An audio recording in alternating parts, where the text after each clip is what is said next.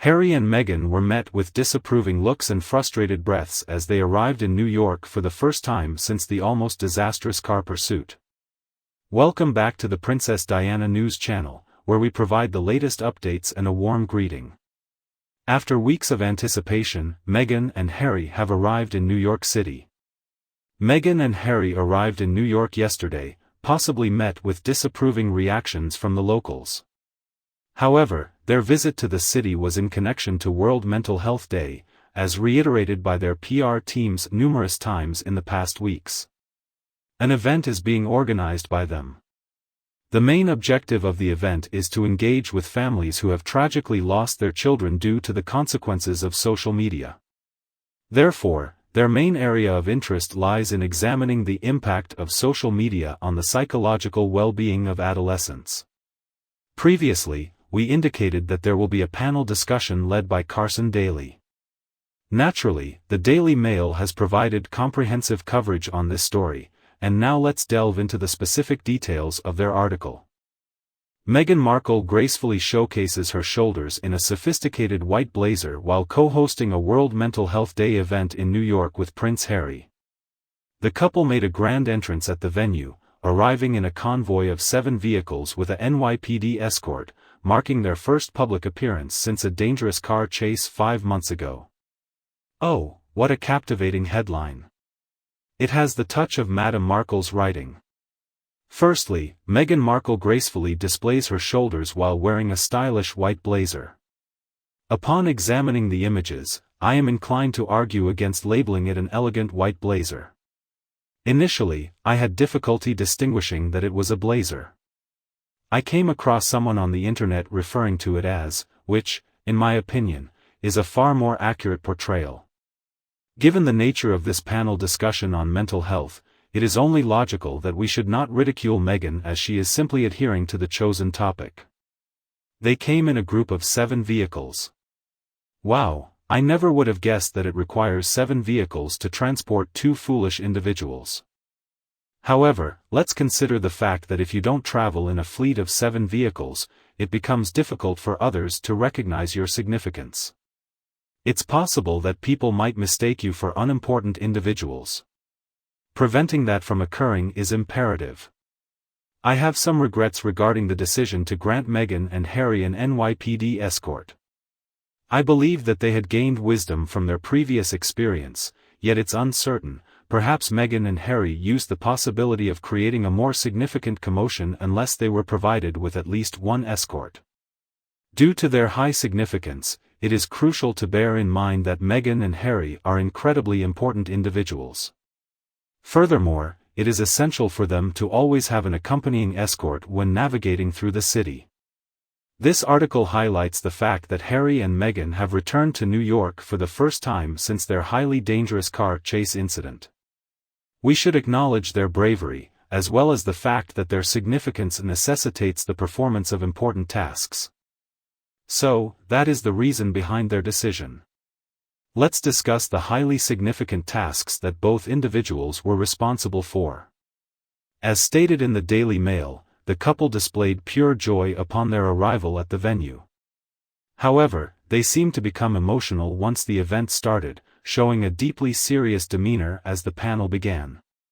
Parents who have experienced heartbreaking loss due to their child's online activities joined them on stage to share their personal accounts. From the very start, Harry appeared noticeably unhappy in the photographs I observed. Meghan wore her typical forced smile, stretching her lips into a fixed expression. If that is the visual representation of happiness, then it appears that she was indeed delighted. However, we have no choice but to trust their assertion. As previously mentioned, Meghan and Harry have been collaborating with these parents for an extended period. In order to foster a collective bond, they have been actively working behind the scenes. It remains undisclosed what Harry and Meghan's contribution was in the establishment of this interconnected community. It is mere speculation on our part, but it is likely that they did nothing whatsoever. Therefore, a brief opportunity was granted for the parents to express themselves. We are uncertain of the duration, most likely around 5 minutes. Before reaching her breaking point, Duchess Charcoal felt an overwhelming urge to take the stage and address the situation. In the end, it's unreasonable to anticipate her prolonged attention to others. She possesses an abundance of thoughts and ideas that are essential for us to listen to. Upon their initial encounter, Harry and Meghan were deeply moved, shedding tears as they listened to the poignant experiences shared by the parents. She mentions that when we encountered a few families together last year, though not all of them, it was nearly impossible to hold back tears, just like many of you might have experienced today while listening to these narratives. Is she referring to a solitary tear shed from her left eye resembling a crocodile tear? Probably, however, regardless, she continues to emphasize that the repetition of these stories will always evoke the same intense emotions, as they are unimaginably heartbreaking. Meghan, are you truly oblivious to the fact that you spend money on the internet to engage in harmful behavior, targeting the Wales family and individuals who simply express opposing views to you and Harry, while exposing your dishonest actions? Are the victims of your paid trolls not deeply affected? And naturally, what would a speech by Meghan Markle be without acknowledging the invisible children and using some eloquent language? Therefore, Meghan states that even though our children are very young, they are aged 2.5 and 4.5. However, social media is here to stay. I believe that originally, there was an intention to create a positive entry point to foster community, but unfortunately, things have taken a negative turn. And it is impossible to hear such a plea and not feel compelled to assist these families in ensuring their narratives are shared.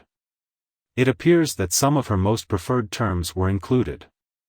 The community is empowered as evident from her own individual authorship.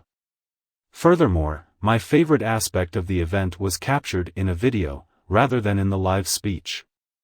According to Meghan, being a mother is the paramount aspect of her life, second only to her role as a wife to her partner. She is unable to utter his name anymore. Well, it seems like there is no need to question the status of their relationship anymore, guys.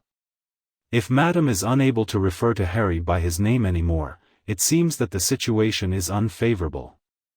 She had an abundance of choices as well. She had the option to refer to him as Has, Harry, or my husband. This one is worse than Harold, without a doubt.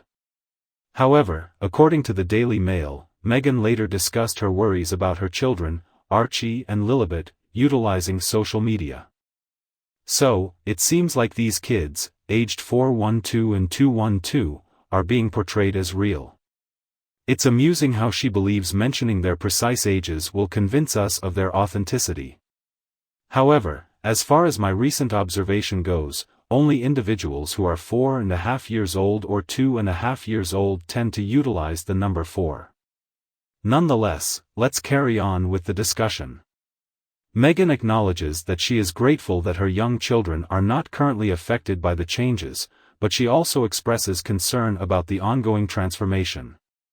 And this shall appear before our eyes. Being a parent means enduring long days but realizing time passes quickly. Meghan, your remark is nothing but a worthless cliché. Despite my concerns, I am simultaneously encouraged and invigorated by the advancements we have achieved in the previous year. Once more, the subject of this woman's speech remains unclear. She excels in using an abundance of words that lack any substantial significance. She should consider providing an online class covering this topic or alternatively, consider writing a book on the subject matter. Hello, Meghan, I have a brilliant suggestion for you. Why not consider composing a comprehensive manual on crafting incoherent speeches as an alternative to a memoir, targeting the narcissistic individuals seeking such guidance? Additionally, it appears that Meghan engaged in some rather clumsy and uneasy embraces. It is revealed that she embraced some of the speakers following their speeches once they left the stage. Oh, there's nothing quite like the sensation of those slender arms gently enveloping one's physique. It's somewhat akin to a weak and damp handshake, don't you think?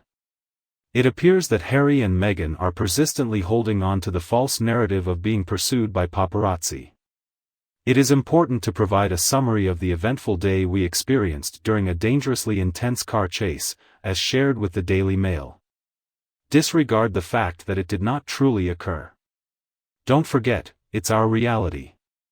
In regards to Prince William and Catherine's meaningful efforts, they were briefly acknowledged in the conversation.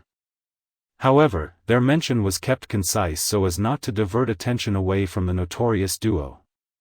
Thus, to briefly summarize the information presented before. Harry and Meghan arrive at the event in a fleet of 7 vehicles. Meghan is currently donning a straitjacket. Harry appears to be incredibly unhappy. Harry seems to be in a state of deep unhappiness. It is evident that Harry is feeling very down. Harry gives off an air of sadness and despair. Meghan is smiling uncontrollably, resembling a mad person. Meghan proceeds to give a speech that is incoherent and lacks logical coherence. The end. What are your thoughts on Meghan and Harry's event in New York? Kindly inform me by leaving your comment in the section provided below. Prior to your departure, remember to hit that like button and share this video with others who would appreciate it. Also, make sure to subscribe to the Princess Diana News channel.